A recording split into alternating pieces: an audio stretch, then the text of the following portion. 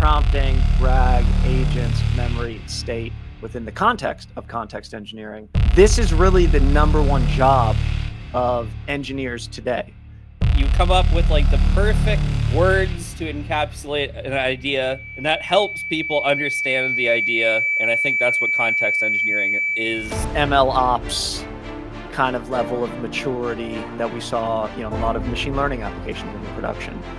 This is kind of the feel I'm getting from the industry. All of this is context engineering. And what you're going to find, everything is context and everything is context engineering. The whole AI ecosystem functions on the back of this. Remember, there is no in and out. There is only context. Welcome to AI Makerspace, the world's leading community for people like you who want to build, ship, and share production LLM applications. Wiz, are we ready to go today? Well, I've built and shipped my code. Oh my God. That means it's time to share. I wanted to start with some definitions. Number one, context itself, this phrase context engineering is made up of two words. Context, the circumstances that form the setting, so that we can have this full understanding.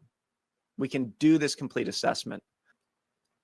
And of course, engineering is about designing, building, and using these machines. And it turns out, garbage in, garbage out, if we have bad context, we're going to have bad predictions. One way to think about prompt engineering is we're just giving the LLM instructions. But what we're really doing is we're giving the LLM instructions in the context window, and we're using and leveraging this idea of in-context learning. Without any fine-tuning, just by prompting, we can greatly improve task performance across many different tasks. And so this kind of gives way to the number one rule of prompt engineering, which is be clear and specific in your instructions. And of course, the number two rule of prompt engineering, unsurprisingly, is give it some context. RAG is just giving the LLM access to new knowledge. And quite simply, it is doing retrieval on top of in-context learning. So we have a preliminary retrieval step that we use to put stuff in context. We ask a question. That question, we're looking for stuff that's similar in our store of data that's stored as vectors, allows us to search very quickly. And then we're going to return some information and put it into context as reference material, as fact-checkable reference material. So this in-context learning piece, we see it again. RAG allows us to get slightly better answers. And when we think about RAG, we kind of have two pieces. We have this retriever and we have this generator piece. We define agents at AI Makerspace as a system that can leverage or emulate reasoning to make dynamic decisions in an application flow. So when we want a little bit of dynamism in our apps, we want to be able to give the LLM access to kind of some decision-making power, and some tools based on those decisions is typically the place we start thinking about agents. The easiest way to think about these tools and why we might need them is the data that was generated today might not be in our vector database. So active, live, real-time updates. This is really important for lots of different things, pricing, weather, etc. And in order to go grab that information from somewhere on the internet, we kind of have to go do some search and retrieval.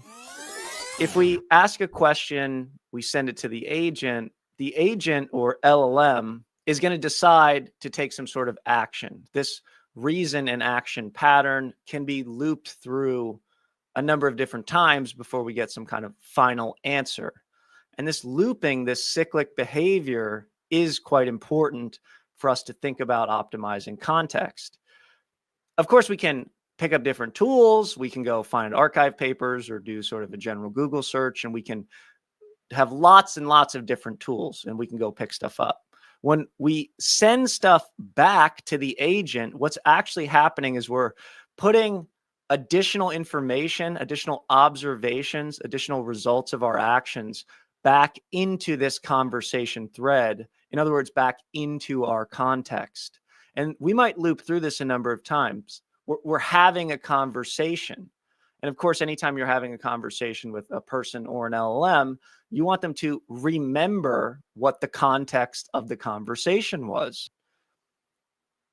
And we're hearing today from folks like, cognition, as, this is really the number one job of engineers today, is to manage this context. And some quotes from people like Anthropic. This is talking about how they built their kind of deep research system. This is from A16Z in 2023, June 2023. And this stack is quite sort of an interesting mental model to think about. The LLMs that we use are kind of back here. And so it's all about getting the right stuff into their context. And just a simple prompt engineering approach, you can build kind of an end-to-end app. This is something we call the AI Engineer Challenge for people getting started. We can also start to add some contextual data that we run through an embedding model, we store in a vector DB, and we can do some RAG. Further, we can start to add some external tools, some external functions we can call, some external APIs or plugins here. And that's kind of where we get this agentic approach. If we want to kind of think about engineering all the context, we want to kind of start putting all these pieces together. Context window. Andre Karpathy quote that context engineering is the delicate art and science of filling the context window with just the right information for the next step. So if we go back to the input-output schema for any given AI application, we want to consider now that although there is many ways to think about the input context and enhancing it with retrieval and search and all this stuff, we want to actually step back a bit and think about the LLM itself. Like, there actually is no in and out. There is only context. What do we mean by that? So we built a simple app, and we're just going to point out all of the things in the app that feed into context to understand the scope to which, and even a simple application, we care about context. Before we even get going, we're going to talk about immediately how even the code is context, right? So when we're creating functions, when we're creating doc strings, when we're creating, type hints in our code, this is context, right? When we're writing our code, we're already context engineering. From the moment we look at the code, we've begun thinking about context. Create a vector database embedding model. Then we can create our vector database using Quadrant. The idea is straightforwardly, we want to build a context fetcher, which is going to be our retrieval pipeline. And of course, K equals 5 in this case, determines how many pieces of context we put into our model. And something that we talked about but isn't present in the code is the ordering of that context can matter. Now, by default, it's going to order by most to least important, which is going to align for certainly, K equals 5. Finally, we make a node for our retrieval. And you'll notice if you go through the notebook, like all the things that are context are named with context. Prompts, those are context. RAG, retrieving stuff, context. Agents, context. Tools, context. Conversation threads, context. Memory, context. State, context. The code itself, context. Remember, there is no in and out. There is only context. So where's the context?